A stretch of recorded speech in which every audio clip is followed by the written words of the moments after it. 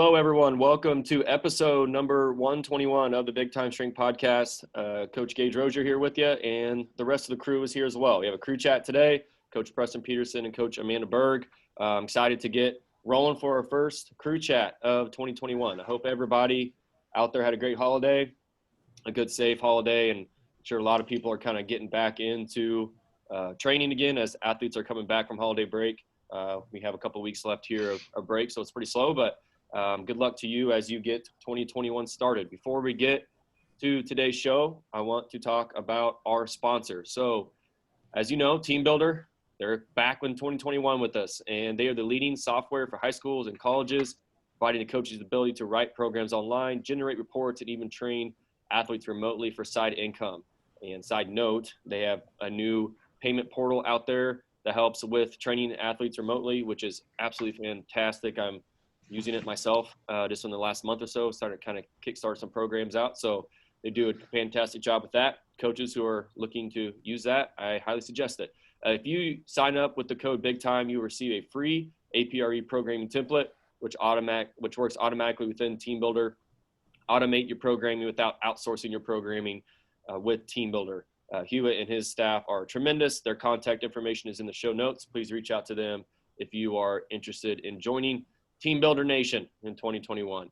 Our second sponsor is Powerlift. They are the leading manufacturer and distributor of heavy-duty strength training equipment for collegiate and high school athletic performance centers around the world. They bring over 20 years of experience to the strength conditioning world. All products are manufactured in their state-of-the-art facility in Jefferson, Iowa. They are proud to support all the coaches making the big time where they're at, and we are proud to have them as a sponsor. Mike Richardson is our contact.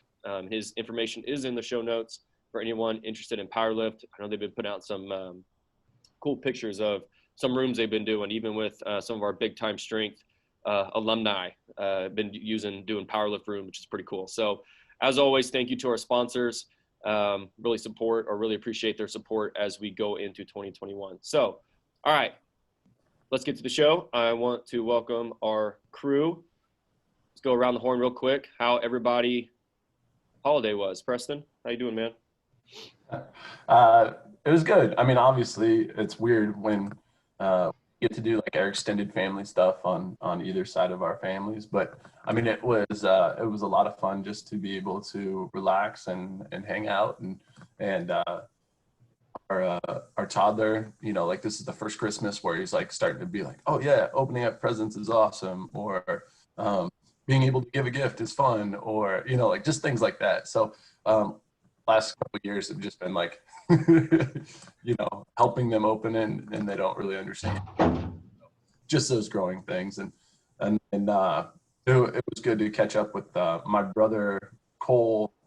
He's been like on this major quarantine type thing, not quarantined like because he's ever been exposed or anything, but more so because he's playing football for Iowa State, and they just had to make sure that nobody comes in contact with any of their players. So their team is kind of just like sheltered, hardcore. And once they got done with the Fiesta Bowl, then he's able to be home for like 3 weeks. He's got 3 weeks off, and it's the first time he's been home since the beginning of June. And so my mom and dad are loving that, and it's good just to be able to see him. And the cool thing about that is just like, I don't know how important you see like family is and that support and stuff. So like, you know, like you want to run off to college. I just remember this too. It's like you want to go off to college, but man, is it so nice to just come home. So I'd say those are some of the highlights from Christmas. Awesome. Love it. Wow. I did not have that exciting of a Christmas. We didn't get to do too much. We stayed pretty close to home. Something that I did, though, is in our state, we were shut down with sports for 5 weeks, and the students were not able to use the weight room for 5 weeks. And so I did the same thing. I stayed out of the weight room for 5 weeks. I did not go in there and didn't do anything related to strength and conditioning during the school day, and worked on leaving a little bit earlier and just taking care of our family stuff during that time. So we're doing a huge remodel right now, and we are moved back in. we've we've been out of our house since April.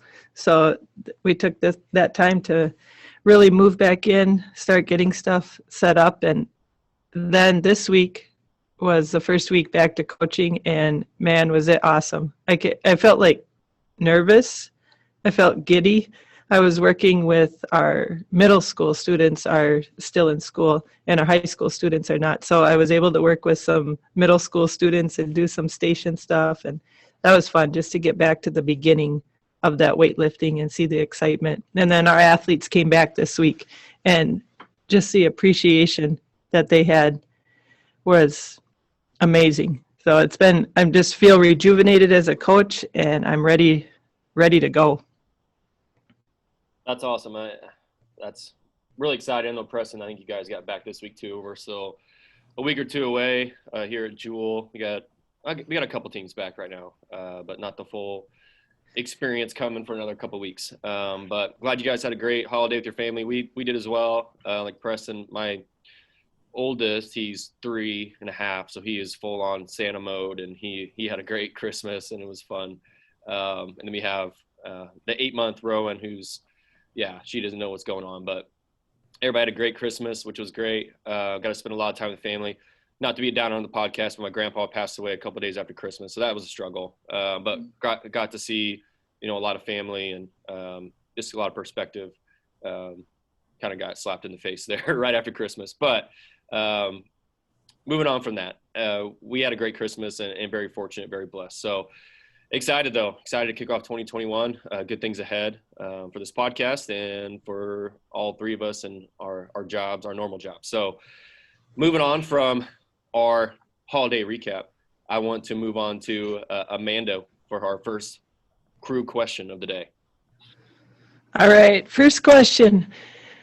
2020, a lot of changes as far as what you had to do.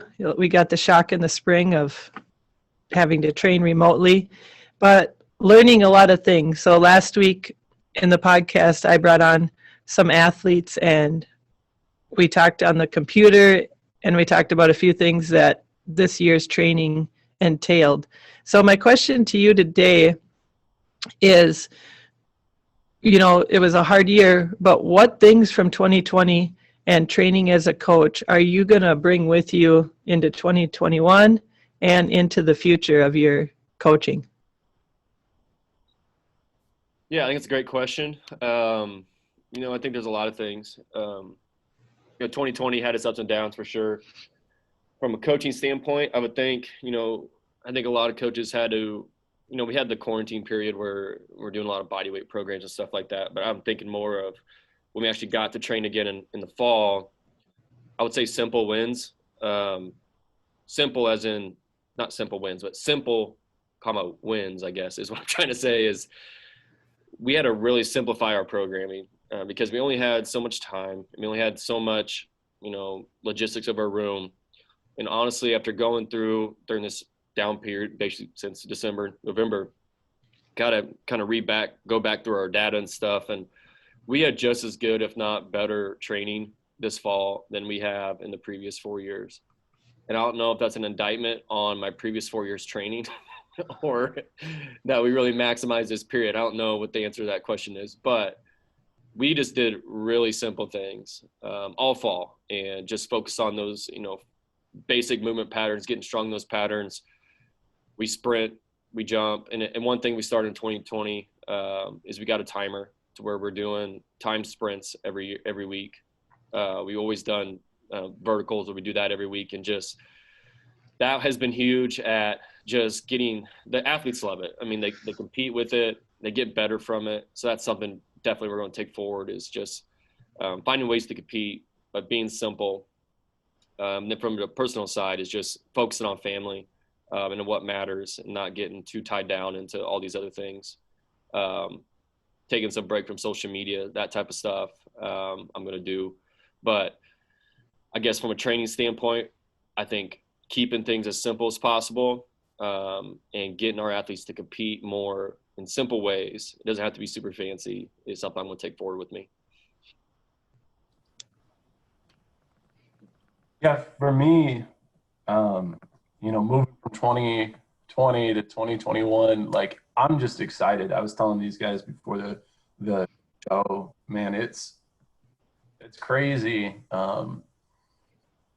The things that we had to do to change how we programmed, what it looked like within the weight room, how we interact, how many kids we'd be coaching at one time, like so many different changes. And like one of the things that I've always had a lot of fun with is like coaching on the floor or strength conditioning in general. Like I feel like just rolling with the punches is a lot of fun. It's like, okay, this is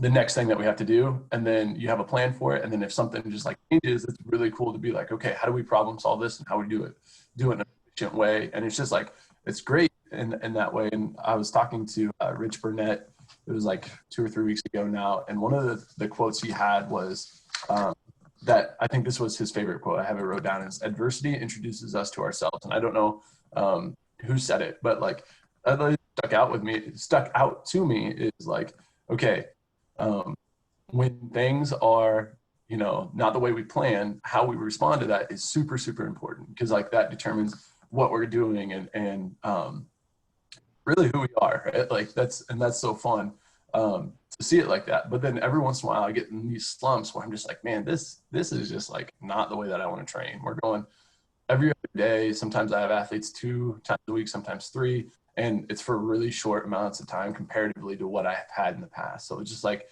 just having the right mindset going into it has been a huge deal. So moving into 2021 is just like having just a little bit better perspective of where we're at and where we want to go.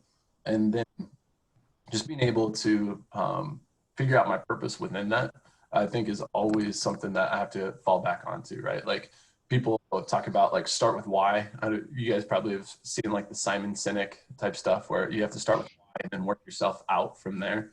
And if I'm not starting with my mission, if I'm not starting with my purpose, then like the rest of it just kind of falls apart. And I've just noticed about that for myself. And personally, this is something like for me. So strength and conditioning wise, like I can identify those things and I do that really quick. But like personally in my everyday life, I want to start doing that more. Like when adversity happens, like, oh, how do I respond to this? Instead of like, in the sport world, I'm like, oh, roll with punches. And in my home, I'm just like, oh man, like I don't do as good a job rolling with the punches. I don't know why my mindset changes. So something I want to do or get better at, I suppose, is like, how do I live on purpose, on a mission, and be able to roll with the punches better in my everyday life, like the things that really matter. How do I do that? So that's my strength and conditioning one and my personal one, I guess. All right. Being adaptable. I think that's been the key to adjusting to this year, I'd say, for sure.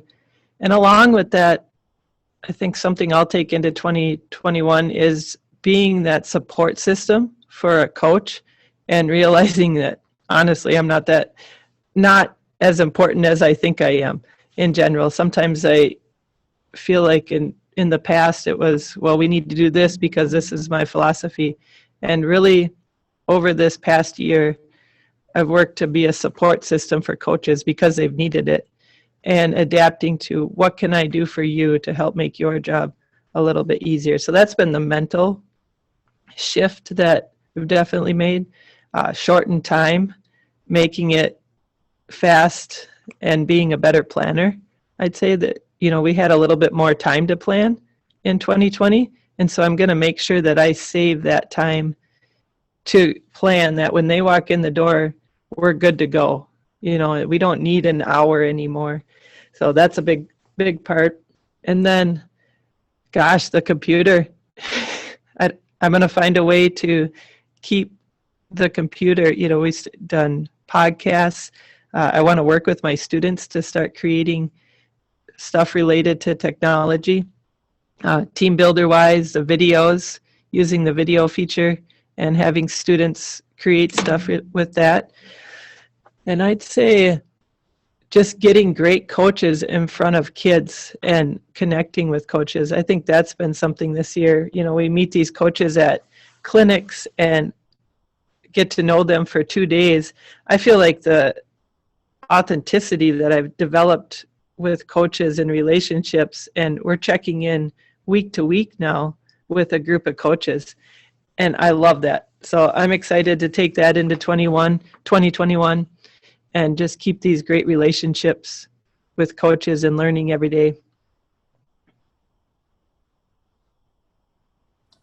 That's awesome. I think that's I don't know. Sometimes when you start a new year, there's like a lot of cliches and a lot of things like that, but there's got to be so much that's important from like reflection. So like a lot of the conversations that stem out of the strength and conditioning world, right, at the beginning of a year is always like, okay, this is really good. I remember maybe it was last year or the year before, Gage did a podcast on SWOT. So strengths, weaknesses, was it opportunities and threats? Is that what it is, Gage? Yeah, and those are like the things that he would go through. You do it for his program and you do it personally, you know, and like all of that stuff is really, really good to like just take a evaluation standpoint of where we're at. And that's what coaches are supposed to do, right? Like we're supposed to be really good evaluators. And then also, you know, like after we've done the evaluation, how do we do the next step? So moving, I guess, into my question here. One of the things that I started a few years back, something I got like really passionate about for a little bit, and then for whatever reason, I just hadn't like prioritized it, but I had been collecting it. I had this folder where I just throw everybody's stuff into it. And what I'm talking about is strength standards. And now this is crazy because there's so many coaches that are putting this stuff out there right now. So like I'm just filling up my bank and checking with my numbers and trying to make sure that everything hashes out the way I want it to. But we are, like I talked with Coach Rich Burnett about RSI and velocity-based training. But one of the things that like interests me the most is his relative strength standards that he has, or like these scales that he has to like rank his athletes and put them in a program that they need to be in. And then Cody Hughes just put out something like yesterday about trap bar deadlift and bench press, and how he made it so that it was relative to somebody's body weight, like a relative strength standard should be. And then because you can't just say from the very beginning, okay, everybody needs a 2.5 body weight squat or 2.5 times body weight squat.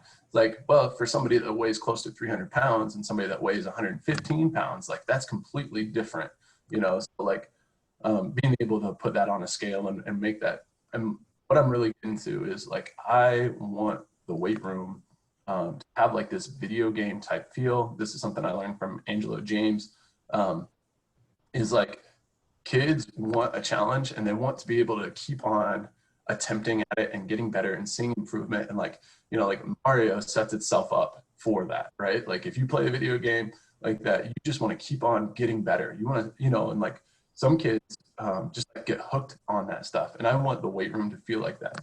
But my biggest struggle would be chasing numbers at that point, right? And I don't want it to be that. I want it to be like quality first and then quantity. So I want to know, how are you guys implementing your numbers, right? Like you have all these statistics that you guys track, but you also want them to be super diligent about the quality of movement first and foremost. So like, how do you guys balance that? What's it look like? And are you doing any like relative strength standard stuff that you could use either now or you plan to use in the future? So at Jewel, I don't use a whole lot of relative strength. I run the numbers. You can do that through TeamBuildr and the reports very easily. I do like to look at it, I guess, and look at who our strongest guys are per body weight and stuff like that. But I don't have any, I guess, set. Like in one of my previous episodes, Coach Basil out of New York, he had some really good stuff on that too. He's put some stuff out on social media since then. It's got some good feedback, I think, and really good. And I don't have that, and I think there's value to that. What I have, I guess, what I could talk to is our Iron Cardinal, which I've talked about on this podcast a couple times, so I won't rehash the whole thing. But what I do like about it is it gives athletes, like you said, Preston, just that. I don't have it set up like a video game type feel, but have that like challenge. Like there's always more that they could be pushing towards, and it's not just strength. You know, it's got the jump, it's got a throw, it's got sprints, and it's all. I mean, really, the you're not really chasing numbers. You are, but like the front squat's really the only, I guess, chase the numbers in that. The rest of them, it's like a sprint, jump, and a throw. So it's not like technique dependent. It's just go be an athlete type thing. That they can just go express their athleticism. And what I will do with that, as we just stack years and years on top of that, is just, yeah, you want to get to a certain level so you can get a t-shirt or whatever. And there's scaling levels up it. But even if you're someone who's 60 points off the level, level one or whatever, year one, the idea is like next year you're getting better. You know, you're say you're at 330, next year you're at 345. So you can see that improvement within the numbers themselves, which is obvious. But so we do have that feel to it. And like you said the kids want that challenge and to always get chances at it. That's what I saw. That's probably the biggest takeaway I saw with the Iron Cardinal we did this fall, is like the kids came in today, is like, Coach, can we do the vert today? And most days said, yeah. I mean, but like the kids just always want that chance to compete and to, you know, move their needle and just better their score. So I think you're onto something with that video game thing. I think that is very powerful. Yeah, I'd say that's the goal this year too, is to use what we're already doing. And I really want to dive deep into how, you know, Rich Burnett used it as a video game feel and finding ways. So for us, we have, you know, I feel like I'm in that phase where I have too many things right now that I'm doing, and I really want to see what I want to take away. We still have that strength standard, and some kids chase those numbers with the bench, squat, clean, and we have like a heavy metal club if they get past, you know, 700 total weight. So that's for ones who maybe are bigger, and 400 for females. And then if we divide it by their body weight, and then if they get a 4.0 for males, they would get in the gold club. If they get a 2.5 for females, they would get in the gold club. So those are the standards, and that usually gets about, I'd say, 25% of our kids who lift. So that's, you know, that's something to chase. We also have I've been really, as far as relative strength, I'll say it over and over, I love the Army Combat Fitness Test. They have medicine ball throws. They have carrying kettlebells. We have sprint times. We have endurance with it, pull-ups, and then I really love that they have the deadlift. So that's where we're putting in our trap bar deadlift for that one.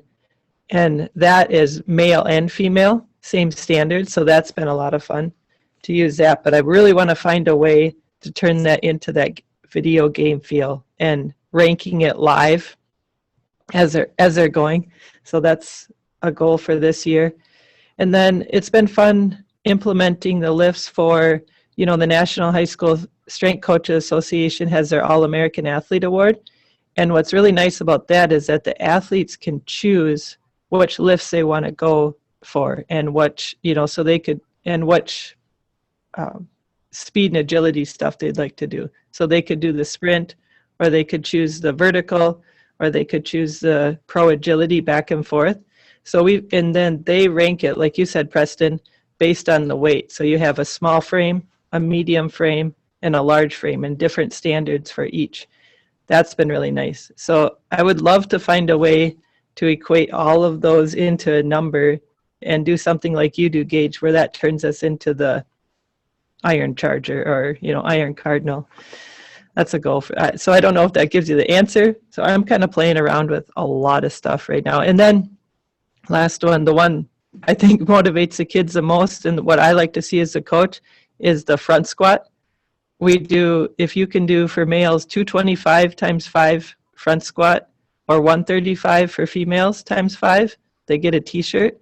And that's a way that we've implemented them lifting front squat heavy. So I'd rather them lift front squat heavy compared to back squat. So that's kind of how we do it with a t-shirt. Yeah, I like both of the things that you guys are talking about. Gage, going back to the Iron Cardinal, it's very similar to the quad that I got to do with Joe at Northwest Missouri State. And I just remember after each event, like going with everybody's crowded around the weight room door. That's where Joe would post everything. and everybody look at the scales, they'd look how they did, they'd be like adding numbers, everybody have their phone out, like using the calculator to be like, okay, if I want to get to this level, I have to do this on this and this. And like what the cool thing was is like you had the opportunity, like one time all the way through, you do everything, and then you'd also have like these remakes or this redo day at the end, do it again. It's just like if you're right on the edge of something, you might be able to do it. And I just remember I figured out, okay, I needed standing long jump. I needed like 2 more inches, right? So like I'm thinking on this redo day, I'm going to do it. And like I hit it, and the feeling, I got to the next level. Okay, so whatever that number was, I got to the next level on that day. And I was just like, man, that is awesome. You know, I was so pumped because I hit it. And it's so much like that video game type of feel. And not that I'm huge into video games, but a lot of our kids are at this point. And so how can I replicate that over and over and over? So that was like one of my own personal experiences of doing that. And one of the things that I like about how you're doing the Iron Cardinal, Gage, is that you get multiple chances. What do you think about like Mario? When you die, you start over and you get a certain amount of lives, but then eventually like the lives just reload and you get to do it again anyway. So it's like there's a little bit of like, yeah, you know, I've only got 3 lives, but then eventually you just like start back over anyway. So just having more and more chances, because it's not about the failures, it's about like getting better over time. I think that's really cool. And Amanda, going to your where you're using some of the Army standards on stuff, like to have a pool of numbers across the nation. I was telling Gage the other day, that is such a cool way to do that, because now you have numbers, like one of the biggest databases in the world of like performances over time. That thing is going to be so huge, that database, and you're going to be able to normalize that data and like figure out like what is elite, what is average, and the space in between. So I think that's such a cool opportunity to make it into some sort of system. So all of that sounds really good. My biggest struggle right now is the back end. And I'm just trying to figure out how is the best way to collect the data, organize the data, and process the data, and then do the leaderboards that you're talking about, Amanda, and then do the long-term data storage on my end, like the database storage, so that I can go back and stuff. And just like, I want one big flowing seamless system. So when we go in the weight room, we don't have to think about, you know, strength and conditioning X's and O's as much as let's play the game. You know, I want to do that too. I'm like, coach them in the game. I don't want to think about, okay, how the heck is all this going to work? It's more so just like, let's go, you know? So yeah, that's me rambling, but I think it's going to be fun. I think that will be something of value to a lot of people. And I think Coach Burnett really sparked something again with me. And I love the direction that he's got it going, and I want to do something similar. And one thing, Preston, like you said, like having a system, which I'm really excited, like something you said, Amanda, too, struck me is like, you said you're at a place where you got a lot of things going on. That's been me too. And again, going back to my original thought on your first question today was like, we just simplified things with the Iron Cardinal. And what I'm excited about this going forward as we have this system. I don't have like this huge database that you would with the Army, challenge, but year after year, we'll be able to go and test future teams and future incoming classes on the same stuff. So we can say 2020 Jewel football was these scores, and then 2021 Jewel football was these scores. And we can kind of break that down too. It's like, okay, that 2021 football, here's how the incoming freshmen compared to last year's incoming freshmen. So we can even look at our football's recruiting. Okay, how are you bringing in better talented kids than you did the year before? Or we can separate, okay, how did our returners score? Did our returners get better compared to their scores last year? So I think you can really deep dive into that data and make some obviously programming decisions, but also especially at the college level when you got coaches kind of looking at your data and stuff and like, okay, yeah, but the team is this, and this, but possibly a situation where your recruiting class didn't do much this year or was really good this year, or whatever it might be a way to look at it too. Yeah, and just thinking about it just to get it on the spot, and we all have TeamBuildr, maybe you could do each event and have that leaderboard and have it running live through the day. That could be a way to get that data fast just for right now. and to turn it into that video game feel, and then eventually hopefully get those graphs going like Coach Burnett was talking about in his podcast. Yeah. Yeah. All right, let's move on to our last question. This one's mine. It's probably going to be pretty similar to Amanda's, but it's got, if Amanda's was kind of looking back to 2020, carrying forward to 2021. Mine is just looking straight forward into 2021. And I think it's John Gordon who kind of made this popular. It's your one word.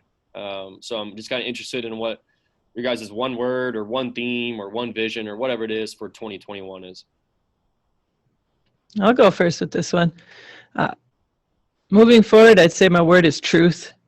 Just finding a way, A, not to lie to myself, B, to, build great relationships with students that the truth is what I could tell them. I don't need to kind of go around a tough issue.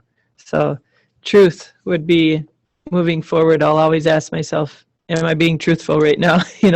Is this, as far as with my students and with myself, and they say, Jeremy Boone says, all growth starts with the truth, and sometimes that's the hardest part to accept. So and simplifying it, and then shallow wise a little bit, just listening to the podcast and being from Minnesota, I notice I use the word so all the time. That's my word of 2021. I don't want to hear it 1 year from now. I don't want to ever hear it in our podcast from me. So, little reflection. Midwestern style, it's like oop. Oh, so. So, oh no. I think mine is discipline. I hadn't put a ton of thought into this, but I just was meeting with a couple guys. It was actually yesterday, I guess. And last year, one of the guys that I was meeting with, his word was discipline. I'm like, oh man, that is awesome. And the more so I thought about it, I do the daily discipline emails. And I don't know if you guys hear us talk about Focus 3 a lot on here. I brought it up a few times, but they kind of split up, and now Brian Kite is doing his own little deal. And I just really thinking about what discipline is and then how it actually affects us. And I'm not entirely sure discipline means waking up and taking a picture of your watch at 4:30, even though I know Gage could probably do that because he's up so early. But you see Jocko and nothing against it. If that's the way that you want to be disciplined, you can. Okay. But I like to create standards or expectations for myself and then hit those standards and expectations. I believe that's discipline, right? So if it's getting up early, great. But it doesn't have to be. It can be something that fulfills what your mission and your purpose is and the best way to do that. So for a lot of people, that means get up early and knock a bunch of work out before anybody even is up. I think that's great. So for me, it's first, figure out what is super important and then work towards that. And, with the discipline of every day, I want to get better. And I want to be, the way that they say it is the best version of yourself. So discipline is mine, and I'm excited for it. But it's going to be a little bit of the process of okay, what am I really going to be disciplined in? As I think about mine, I think I could take a little bit from both of yours, honestly.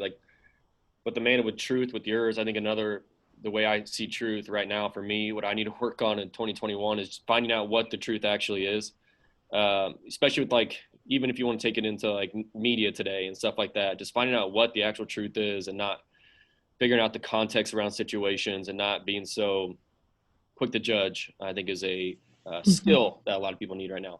And then Preston with discipline, it kind of moves into my word, which is push. My word is push. Because I want to do a bunch of push-ups this year.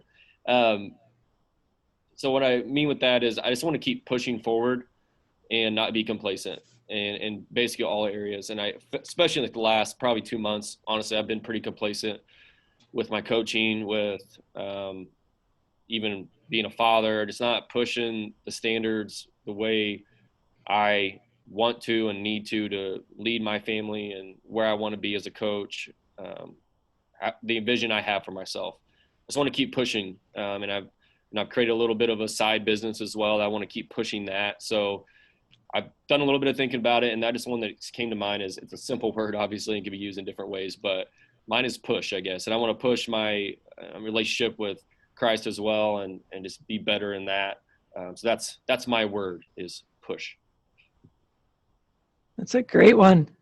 It's just, it also celebrates with push those little wins, right? Because, yeah, it fires me up. Good. Yeah, these are, I like these crew chats. I hope our listeners like these crew chats. I don't know. It gets me going anyway. Let's keep doing them. Yeah. Agreed. You guys have any, that was our last question. You guys have anything to wrap up this episode you want to speak?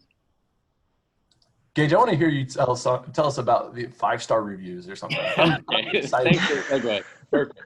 I have some beef with our listeners. So for the millions of downloads we only have 38 5-star reviews. Actually, we have 38 reviews. I think we have 34 that are 5-star. Then we have I think it's 36 5-star. And we have 1 2-star and 1 1-star.